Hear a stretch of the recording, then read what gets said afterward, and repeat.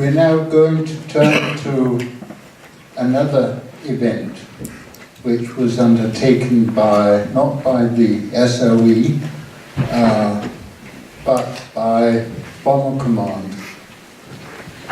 This is as late as 1945, February 1945. And we are lucky enough to have two of the veterans who were actually on board that plane, now 70 years ago.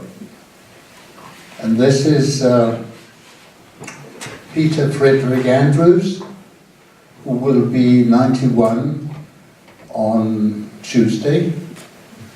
And it is Jim Petre, who is already 94.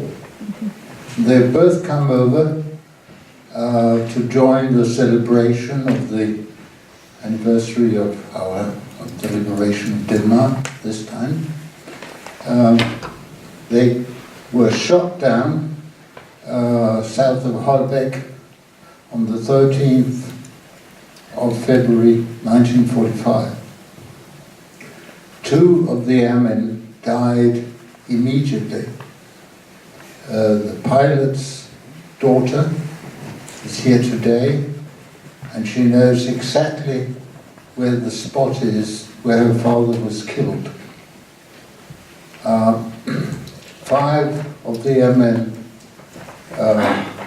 survived parachuting.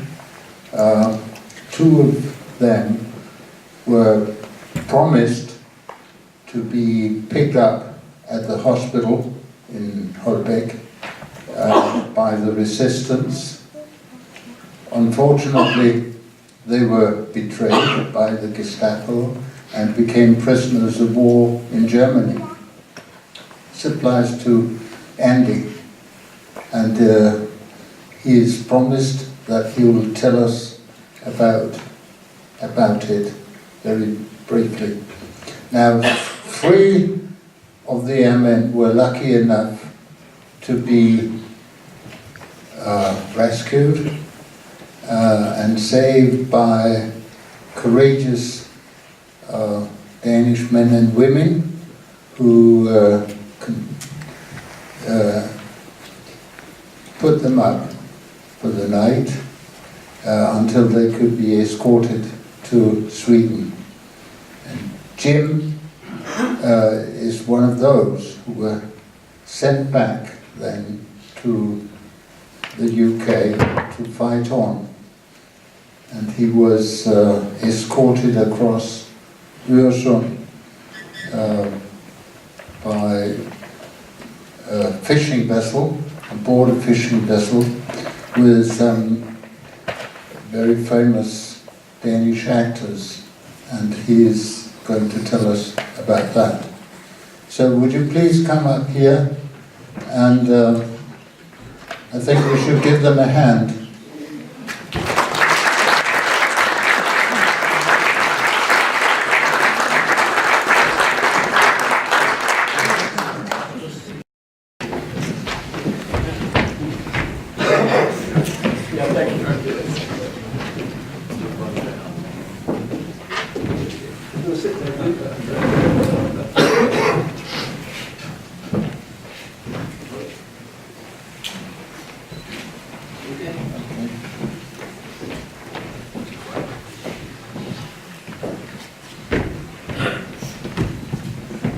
My name is Peter Frederick Andrews, and I was the wireless operator, air gunner on board that aircraft. I'd like you to excuse our appearance at the moment because we've been travelling. I was up at 3 o'clock this morning to get here, and we never had time to get to where we're going to spend our time while we're out here to get changed. So hence the fact that I'm not dressed for the occasion. But I speak for both Jim and myself when we say we're so proud to come out here to tell our stories, and it's been, we've been treated so well by Dan, Charlie, Christensen, and also many people in Denmark, and we will be eternally grateful. Jim said in a previous speech something which I always envy. He said, we're not entirely English, we're 40% or 50% Danish, and we really feel that way because we're treated so well when we do come over that we enjoy the experience immensely. To get back to Bomber Command, Bomber Command was a volunteer force. Nobody could be told they had to fly, you had to volunteer for it. And out of a total force of 115,000 aircrew, operational aircrew, 55,573 were killed. So, in other words, 1 out of every 2 of you was going to die. If I'd have known that at the time, I probably wouldn't have joined, but anyhow, we did, and we got the half wing and sergeant stripes immediately, and I suppose that made up for it to start with. Anyhow, we was stationed at 10th Squadron, which is just outside of York in England, and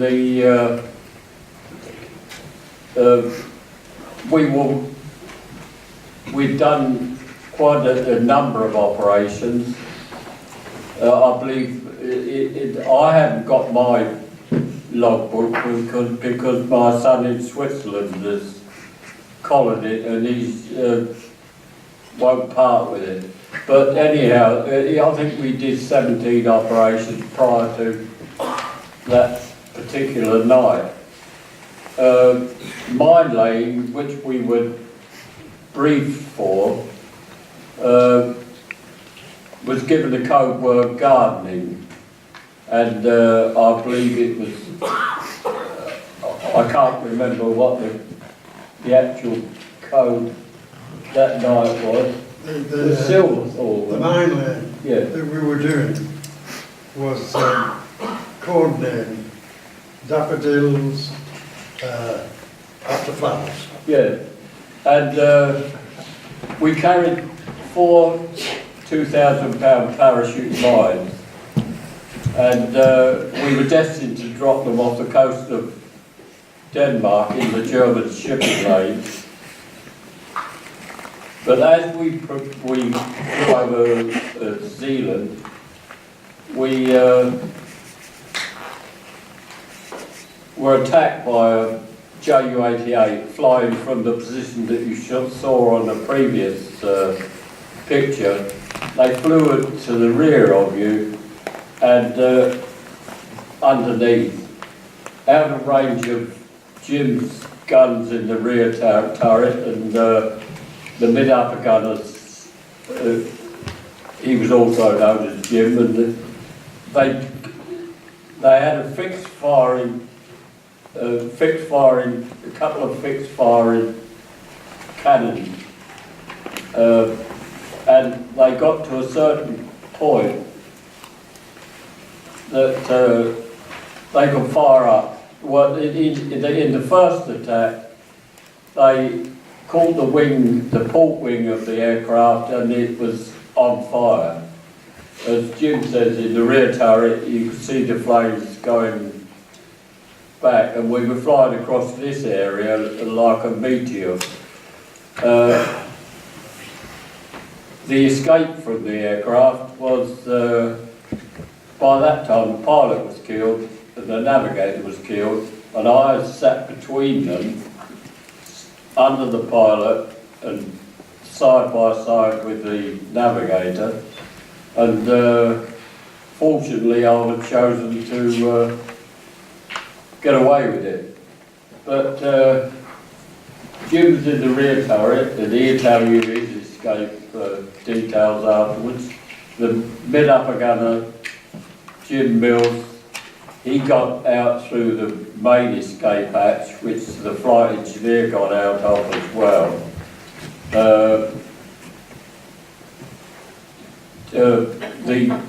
The two that were killed were up front with me and the bomb aimer.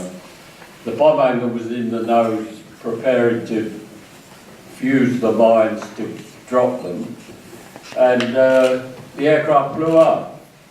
And we can only assume, after we've talked about it afterwards, that the nose must have separated from the rest of the fuselage, and the bomb aimer itself were blown clear through a gap.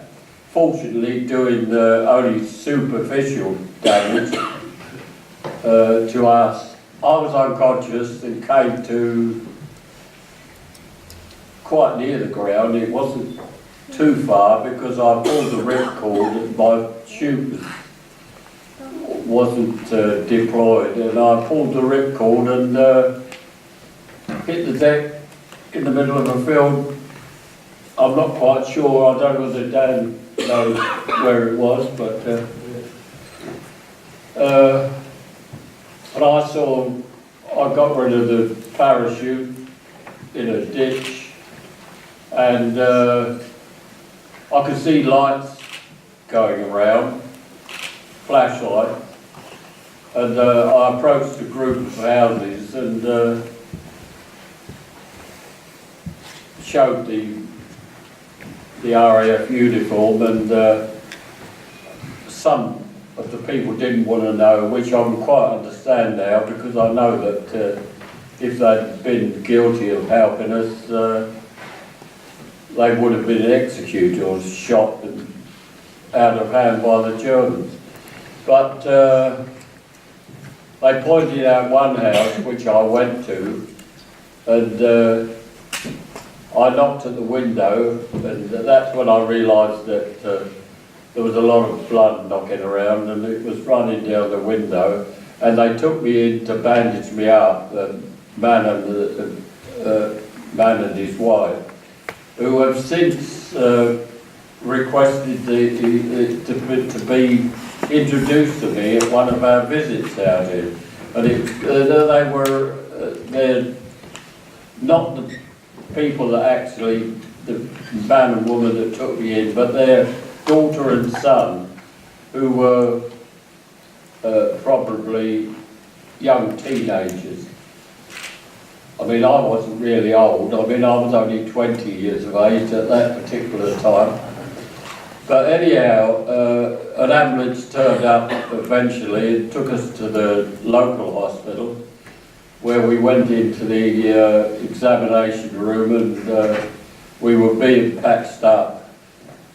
And two members of your very brave resistance fighters came in and spoke to us through the doctor acting as interpreter, and he said they would get you, if you're able to walk in the morning, they would get you away.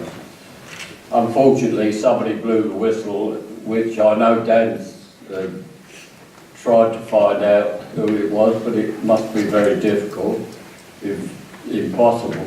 But we were carted away by the Germans and quite roughly treated by the army, the Wehrmacht. But the Air Force got to hear about us being prisoners, and they come and claimed us as their own, which they did on a lot of occasions. Took us to an air base somewhere, which I think is on the Jutland Peninsula, and treated us quite well. I was treated for bruising. I was black from there to there with doing a delayed drop, and I even had sunray treatment there. We weren't there very long, and we were transported, same route you saw there. We went by ship to Rostock on the coast of Germany, and then to Hamburg, where we had a private compartment, the bomb hangar and myself, with 2 guards, but the German people had forced their way in because they weren't going to stand in the corridor and see us sit in the seats. And one of them was trying to push me out the door when you could see the devastation that had been caused in Hamburg. We got away with that. The guards pushed him away and pointed their guns at him, and he got back, and we went to WWII, which was the interrogation centre for all Allied aircrew, where you go, immediately you get there, you go into solitary confinement. The only thing that, they never got anything out of me, but I got licensed, and I was lousy. After they realised that I was taken out for repeated interrogation, and the people that interrogated me knew more about our squadron than what I did myself. They knew we got a new CO, Wing Commander Shannon, and they were interested in a radar-operated rear turret that meant that Jim's position would be redundant. He wouldn't be needed to fire it by radar. But I hadn't heard about it, so I mean I couldn't help them. So they eventually released us, and we marched. Well, you call it a march. It was a kind of a stagger from Frankfurt and WWII down to Nuremberg, which was another highlight in my prisoner of war brief period in Germany. We saw a B-17 crew member who had bailed out, and he was no more than a couple of 100 yards away from us, and there was thousands of us in this column. But the civilians got him, and they got a rope and hung him from a lamppost. And I'll never forget seeing his feet twitching. And there's nothing we could do about it. I mean, we were surrounded by guards with automatic weapons, and had to make short work of anybody that protested too much about it. Anyhow, we carried on the march. We got down to Frankfurt. We started at Frankfurt, went to Nuremberg, then down to Munich, and north of Munich, the prisoner of war camp called Musburg. I read an article quite recently that said there were 120,000 prisoners, prisoners of war there by that time. And we were crammed into this place under canvas, and the General Patton, the Blood and Guts Patton, he liberated us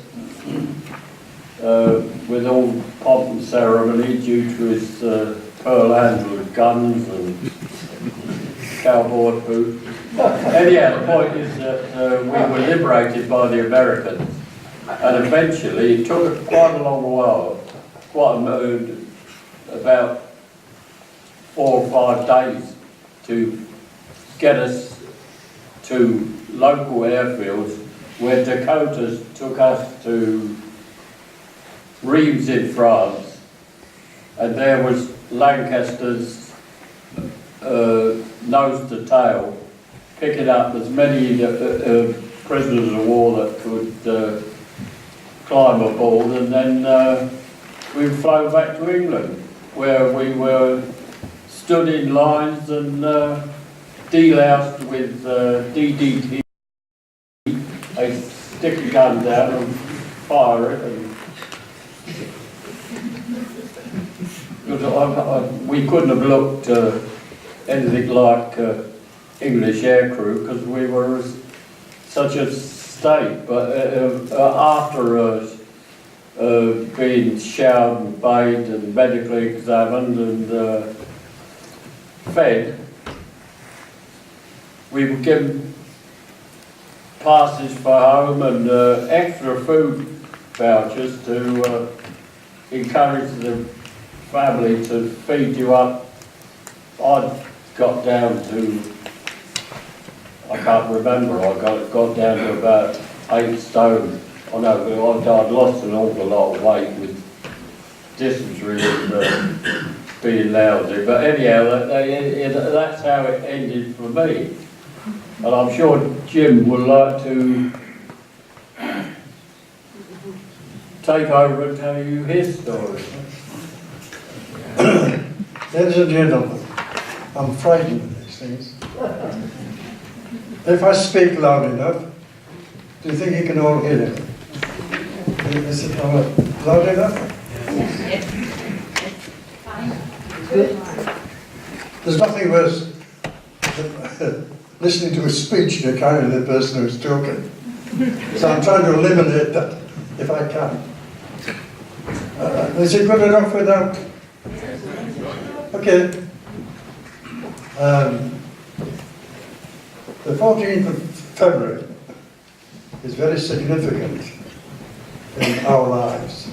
It's also very important back home because the 14th of February is St. Valentine's Night. And that's the night when we send cards to our wives, girlfriends, loved ones, and thank them for the year ahead. It was only coincidental that that was the night we had to go out and drop mines in Peel Bay. That night it was a bit traumatic because it was a dreadful night, rain, wind and what have you, and probably the last thought in our minds at that night was we don't want to go out, but of course we did, and that was that. Andy operated a device on his radio which was Called Fishbone. Fishbone. Called Fishbone. And that picked up any aircraft in the vicinity. And it worked pretty well because that night it happened, didn't it? Yeah. We got this, we realised that there was enemy fighters around. Because Andy kept picking it up on this Fishbone device. And so of course we knew they were there. But we had no chance against them, the fighters, because they were using cannons. And we were only using bullets. And it was like night and day. We never stood a chance. However, we took evasive action. We did a turn to port and back again. But all the fighters did were follow us around. And we were right there, and that was it. Within seconds, there was flames absolutely flowing from the port side, the left-hand side. And the flames were going well past me. And we realised that, well, I realised that something had been done quickly. The only way I could do it was by getting out and hoping that all is well when you prepare. As I'm bailing out, I'm coming down. First of all, I'm definitely with my feet because my shoes, although I've only taken 8, to incorporate a heated slipper in the sole of your shoe, it meant that it was eating up a lot of space. So although I take a size 8, I had to use a size 10, which didn't make it any easier when I'm trying to get out of the turret. By which time the parachute left me, and I could just reach out and get over it. And I just yanked at it and hoped that it wouldn't take any drop, and that it would come free, which it did. So that was a godsend. As I'm coming down from 15,000 feet, and it's interesting to know, that it took me 8.5 minutes to come down from 15,000 feet to a much lower level. And by which time the aircraft was much lower than me, and it was in flames. And while I'm coming down, it actually hit the ground and exploded whilst I was working the sky. So as I'm coming down, everything went white in front of me. And I realised then that I was in cloud, because everything was white in front of me. As I descended even further, I also realised that I was in cloud, and hopefully I'll clear the cloud sometime soon, which eventually I did. And I got 3 pinpoint points underneath me, scattered around. And Denmark, as we know, is a land of islands. And I thought that those 3 pinpoints were they were to guide ships on the sea. So I blew my way west up as I'm coming down. I wanted something to do. My May west was automatic. All I had to do was a little step of a stud and the parachute would go up. But I wanted something to do. I'm just swinging to and fro and coming lower down. So I thought, well, I've got to hit this ground. I've got to hit the ground of the sea very quickly. So you're talking the RAF, just relax and hope for the best. So of course, I thought it wasn't bad judgment. So anyway, when I came through the cloud, everything went black. And I came down in this little meadow, a grass meadow. And that's right, came down in the grass meadow. And I was on solid field, in a solid field. So I lay there, folded my parachute up, pulled it over me, and I could see vehicles on the joining roads, presumably looking for me, maybe not, but I thought they were. So I lay there for about half an hour, perspiring freely, and by then, if you'll appreciate, it was snowing. Well, not really snowing. There was just snow on the dyke backs, the edge backs. So of course, I just lay there until I could cool down a bit. And then I realised I had to put into action what we were taught to do. Just, if you would, shut down or anything like that. Relax for a while, gather your senses, and then get away from the scene of the crash as fast as you could, and as far as you could. So I ran for a while and realised, I can't do this. I'm almost exhausted within half an hour. So, after I'd gathered the parachute together in this little meadow, I heard the tinkle of water, and just adjacent to it. Bear in mind, it's 10 to 8 at night, it's dark. You don't really know, you know it's raining. Anyhow, I walked, I marched across to this little stream, and that's all it was. But it led into a copse, a little wooded area. So I buried my parachute, and evidence was proved a few years later when Count Sheila was my mentor and my help. He said that parachute wasn't found until after 7 years. So I put it away well. And then I had to make my mind up. I had a compass. I knew I wanted to go north-east, heading towards Copenhagen. And what I was going to do, clever boy, I was going to pinch a steam, a rowing boat, and try and get across into Sweden. A hopeless job.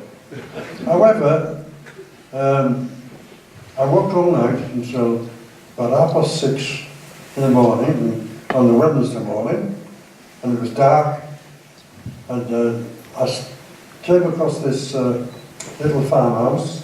They all had fences around them, you know, and I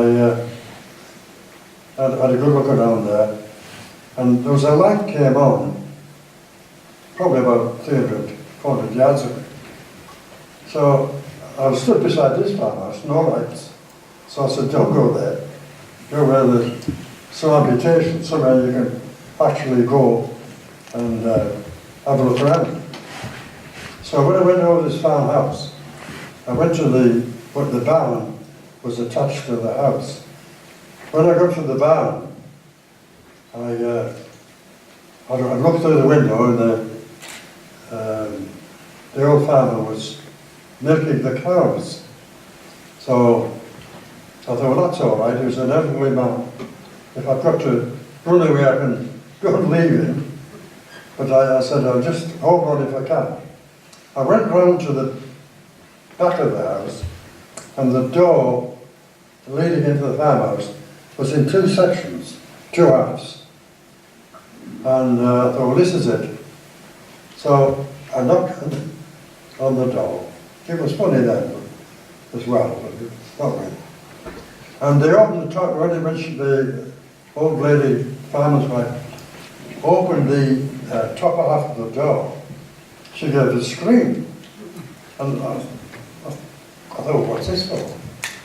But what I didn't realise, when I got out of the aircraft, I burst my nose, and all the blood had caked on my face. It wasn't a bit of good looking to start with, but I was even worse. When I got this caked blood on my face. Anyhow, I lay for a while, and then I walked. And the old lady, was like, shouted for her husband, who was in the barn, right near back, next to him. He came dashing through, and I was pretty tired then, you know, and hungry, and thirsty.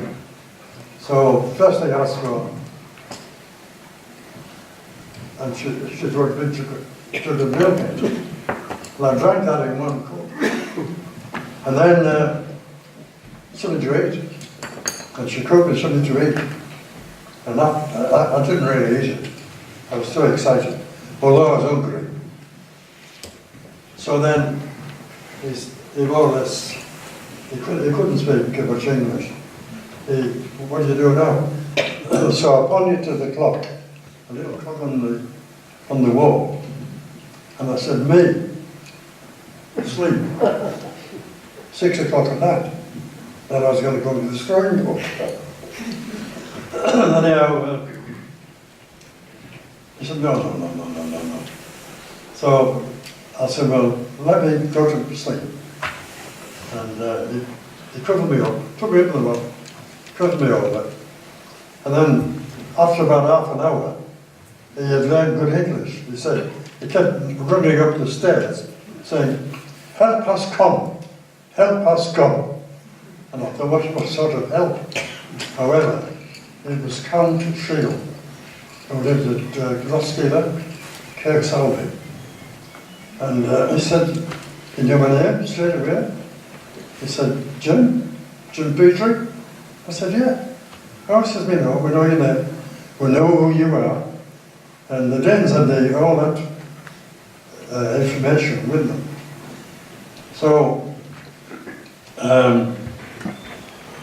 they took me to the loft and I did.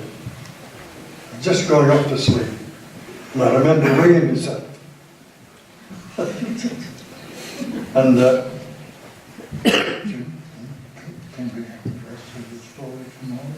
Because we're running out of time. oh yeah. Yeah. Oh yeah. Yeah, because There's that's some exciting things to come.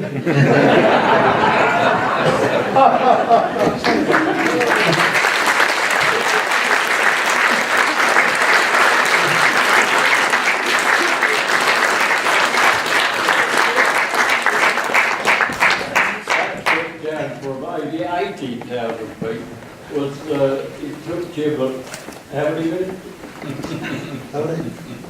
To get down by parachute. 8.5 minutes. I did, I was the last and the first down, and I reckon I did it in no more than 60 seconds. That was a lifetime. It was, yes. I'm very sorry to interrupt. Sit there, because there may be questions. Right. But there will be the opening of an exhibition at the museum in half an hour's time.